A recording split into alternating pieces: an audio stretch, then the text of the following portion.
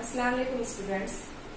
Exercise 1.3 का question number 5 और question number 6 समझा रही हूँ मैं आपको। क्वेश्चन नंबर 5 में दिया हुआ है, जेल के सेट में से कौन सा सेट दूसरे सेट का जिम्मी सेट है, लिखिए। पी ये पूना के बाशिंदों का सेट है, एम ये मध्य प्रदेश के बाशिंदों का सेट है, आई ये इंदौर के बाशिंदों का सेट है, बी ये भारत के बाशिंदों का सेट है, एच ये महाराष्ट्र के बाशिंदों का सेट है। भारत मुल्क में ये सब के सब आते हैं, पूना, मध्य प्रदेश, इंदौर, महाराष्ट्र। इसलिए पूना, मध्य प्रदेश, इंदौर, महाराष्ट्र ये सब के सब भारत के जिम्मी सेट होंगे। बच्चे, इससे पहले जिम्मी सेट की तारीफ मैं आप लोगों को बता चुकी हूँ। अगर सेट ए के तमाम अरकान सेट बी में मौजूद हो तो हम सेट ए को सेट बी का जिम्मी सेट कहेंगे। इसी तरह से यहाँ पर सबसे बड़ा सेट भारत है, जिसमें ये सबके सब मौजूद है, इसलिए भारत को हम आफाकी सेट भी कहेंगे। पहले हम लिखेंगे कौन सा सेट किसका जिम्मी सेट है। फर्स्ट, पूना ये भारत का जिम्मी सेट है, भारत को बी से जाहिर किया गया है। इसी तरह से मध्य प्रदेश एम ये भी भारत का जिम्मी सेट है। तीसरा, इंदौर आई ये भी भारत का जिम्मी सेट है, भारत में आता है। इसी तरह से एच महाराष्ट्र ये भी भारत का जिम्मी सेट है। हर एक सेट भारत में मौजूद है, इसलिए ये चारों सेट भारत के जिम्मी सेट होंगे। अब उसके बाद इंदौर ये मध्य प्रदेश का शहर है, मध्य प्रदेश एक रियासत है, उसमें इंदौर मौजूद है, इसलिए आई ये जिम्मी सेट होगा एम का। और पूना ये शहर है महाराष्ट्र का, इसलिए पी जिम्मी सेट होगा एच का।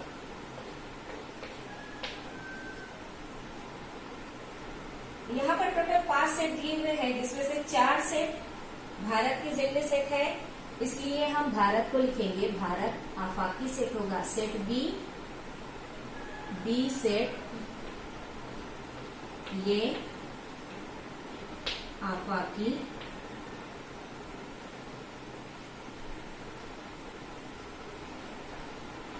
सेट होगा। अब देखिए क्वेश्चन नंबर 6, नीचे कुछ सेट दिए हुए हैं, उनका मुतालिया करते वक्त कौन सा सेट इन तमाम सेट के लिए आफाकी सेट के तौर पर लिया जाएगा, ये हमें बताना है। क्वेश्चन नंबर 1 दिया, उसमें 5 के ज़ोफ में आदाद का सेट ए है, सेट बी है 7 के पहाड़े, सेट सी है 12 के ज़ोफ में आदाद का सेट। बच्चों, ज़ोफ में इस पहाड़ा या उसके जरीब। अब यहाँ पर 5 के ज़ोफ में आदाद का सेट मीन्स 5, 10, 15, 20, 25 इस तरह से लामहदूद आदाद हम ले सकते हैं। 7 के पहाड़े के आदाद का सेट 7, 14, 21, 28 इस तरह से। 12 के ज़ोफ में 12, 24, 36, 48 इस तरह से। सेट ए, सेट बी और सेट सी, इनमें जो आदाद आते हैं वो आदाद के कौन से सेट में आएंगे। तो सबसे पहले बच्चों आप लोगों को ये मालूम होना चाहिए आदाद का सेट कौन सा है। आदाद के सेट, इससे पहले वीडियो में मैं आप लोगों को बताई थी तबैया आदाद का एक सेट होता है। तबैया आदाद गिनती के तमाम आदाद 1, 2, 3। फिर होता है मुकम्मल आदाद का सेट। मुकम्मल आदाद इसमें 0 बढ़ जाता है, 0, 1, 2, 3 इस तरह से आगे। और सही आदाद का सेट, सही आदाद के सेट में आता है सभी पॉजिटिव नंबर और लेफ्ट में नेगेटिव नंबर। ये आदाद के सेट है। तबई आदाद को n से जाहिर किया जाता है और सही आदाद को इंटीजर्स i से जाहिर किया जाता है।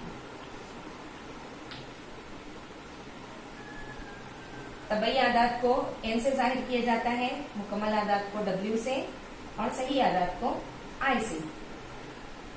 यहाँ पर जितने भी सेट दिए हुए हैं सब के सब इन आदाद में मौजूद है। तबई आदाद में गिनती के तमाम आदाद मौजूद हैं, मुकम्मल आदाद में भी मौजूद हैं और सही आदाद में भी मौजूद हैं। इसलिए आफाकी सेट के तौर पर हम तबई आदाद को भी ले सकते हैं, w को भी ले सकते हैं और i को भी ले सकते हैं। तो यहाँ दोनों का भी आंसर सेम रहेगा। 4 के ज़ोफ में भी 4 का पहाड़ा 4, 8, 12, तमाम जुफ्त आदाद का सेट 2, 4, 6, 8, तमाम ताक आदाद का सेट 1, 3, 5। इस तरह से सभी आदाद किसमें आएंगे? तबई आदाद में, मुकम्मल आदाद में और सही आदाद में। इसलिए आफाकी सेट के तौर पर हम n, w और i को ले सकते हैं। और वैसे और भी देखा जाए तो बच्चों रैशनल नंबर में नातिक आदाद में ये सभी आते हैं, नातिक आदाद को भी ले सकते हैं हम। हकीकी आदाद सभी आदाद का आफाकी सेट है, हकीकी आदाद को भी लिया जा सकता है जिसे कहते हैं हम रियल नंबर्स।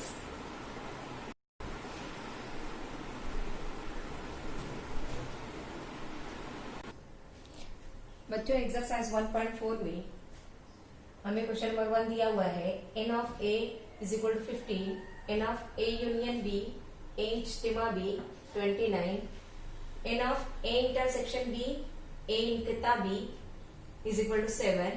हमें n ऑफ b मालूम करना है। सबसे पहले आप लोगों को ये अलामतें मालूम होनी चाहिए, इनकिता क्या है और इज्तिमा क्या है। बच्चों इस अलामत को कहते हैं इज्तिमा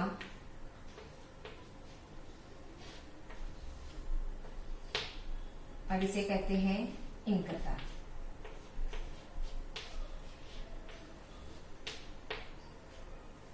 इनकिता में सिर्फ मुश्तरिक अरकान आते हैं, 2 सेट के, 3 सेट के मुश्तरिक अरकान आते हैं। इज्तिमा में मुश्तरिक और गैर मुश्तरिक दोनों भी आते हैं। गैर मुश्तरिक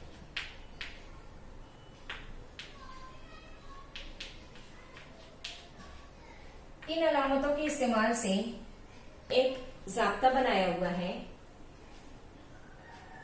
n of a union b, this is called in English union and this is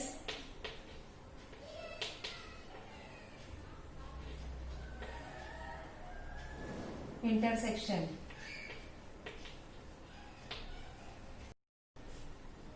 n of a union b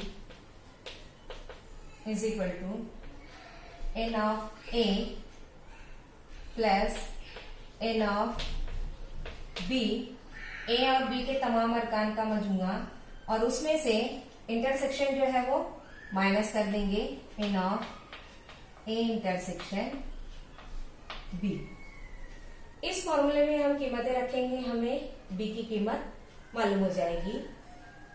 n of a union b 29 दिया हुआ है is equal to n of a 15, n of b मालूम करना है,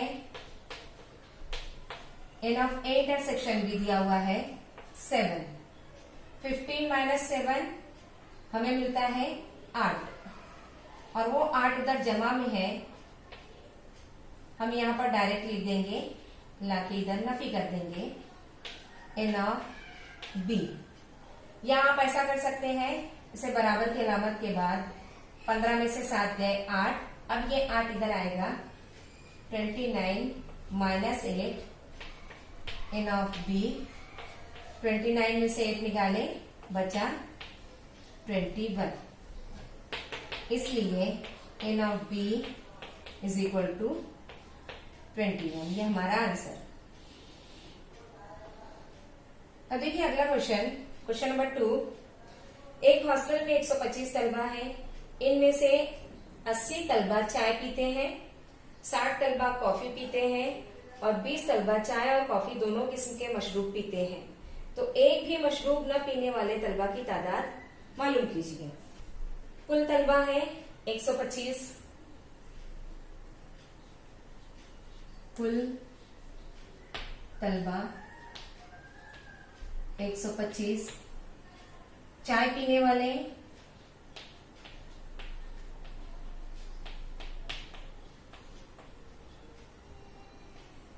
हम इनको फर्ज कर लेते हैं A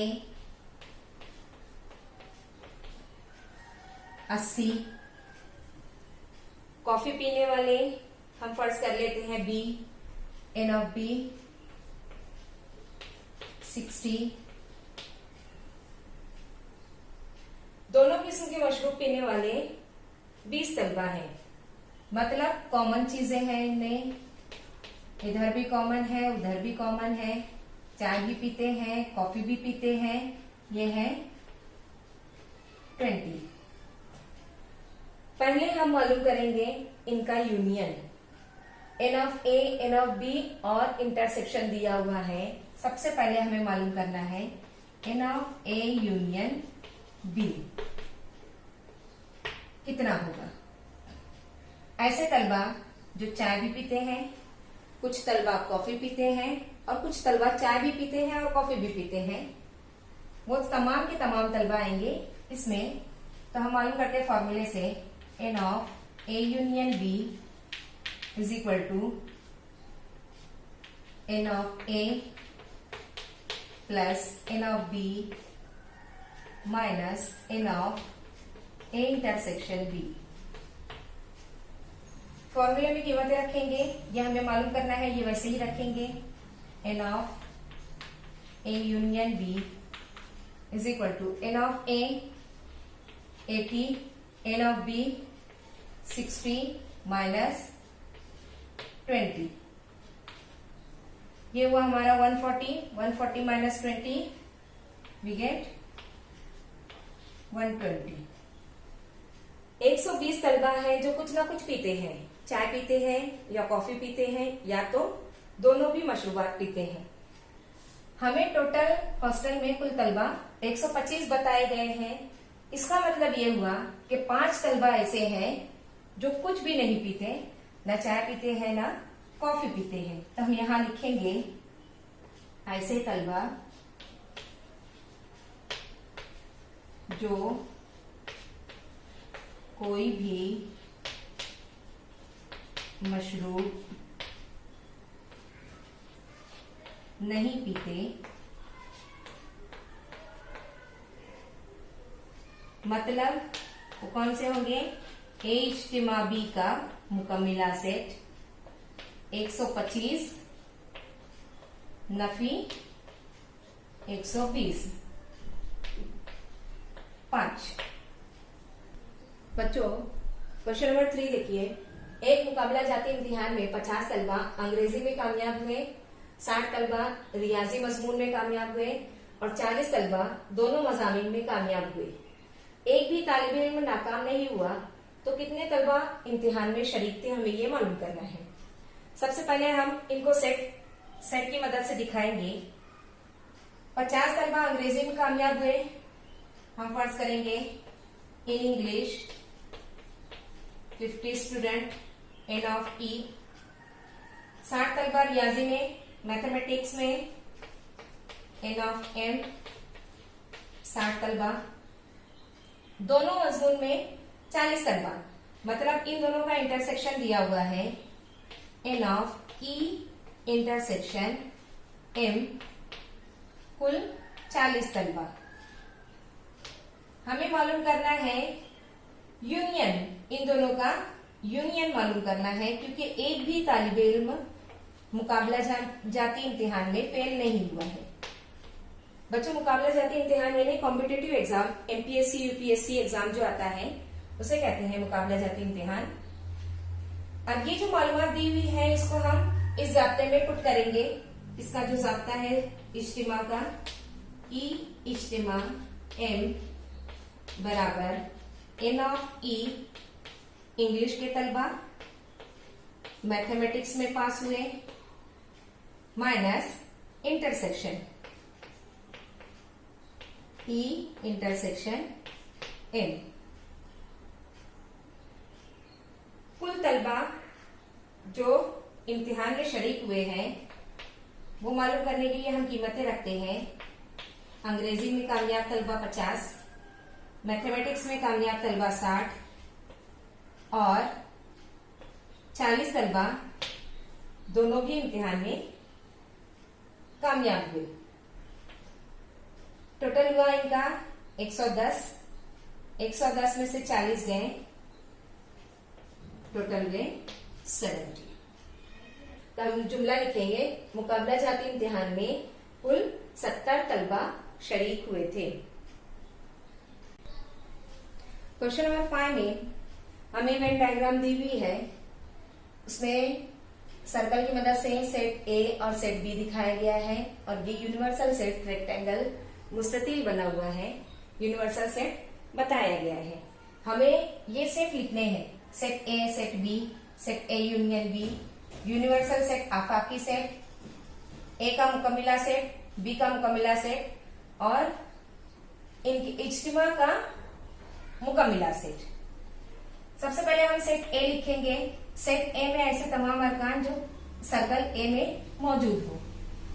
ये आएंगे M N X Y Z, M comma N comma X comma Y comma Z.